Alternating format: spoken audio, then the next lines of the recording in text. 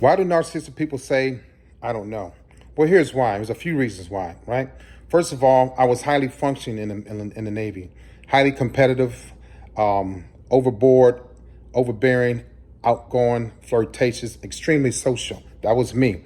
Other narcissistic people are that way, malignant, covert, overt, all of that. So what happens is I had to become this certain person. I had to create this certain person after the child that you guys heard about, like that was dysfunctional, molested, kicked to the curb, forgotten about, bullied, talked about, put down, forgotten about and given away, all of that. So I had to resurface, and it took me 5 times to get into the Navy. I failed the test 5 times.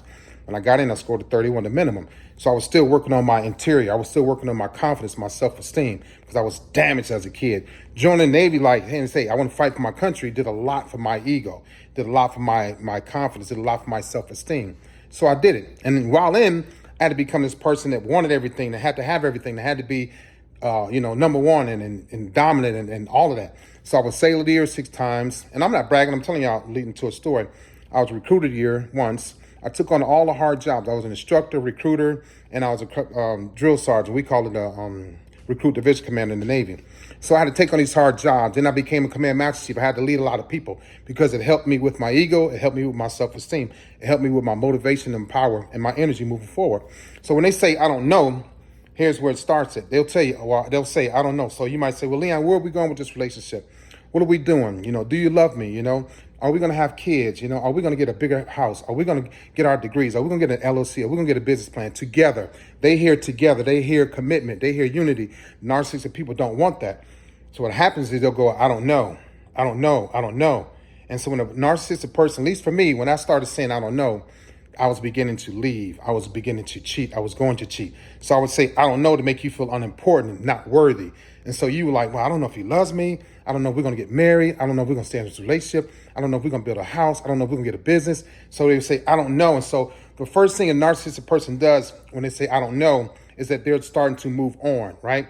They shut down the communication. You notice that the communication is less and less. The sex is less and less. The eye contact is less and less. The warmth is less and less. Everything starts to decay and go away and fall off, right? They slowly detach.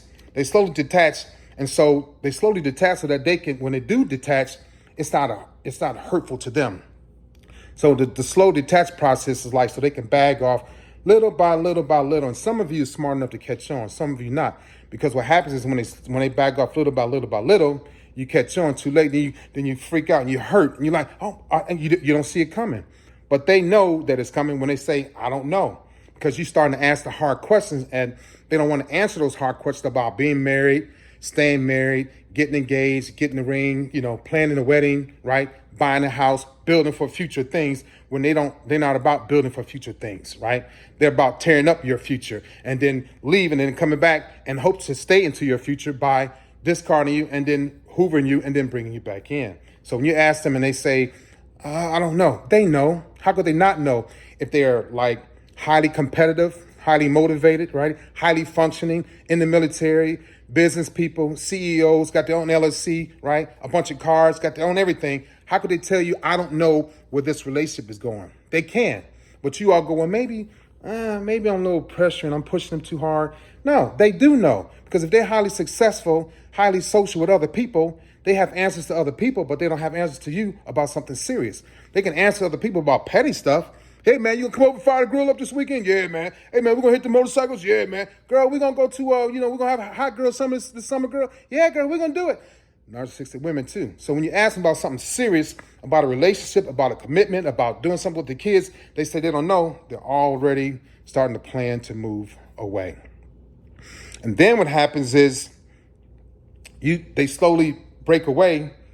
And then when they do break away, they make it seem like it was your fault, so that they don't have any guilt by telling you they didn't know the questions to the answer to the question that you had months ago or years ago.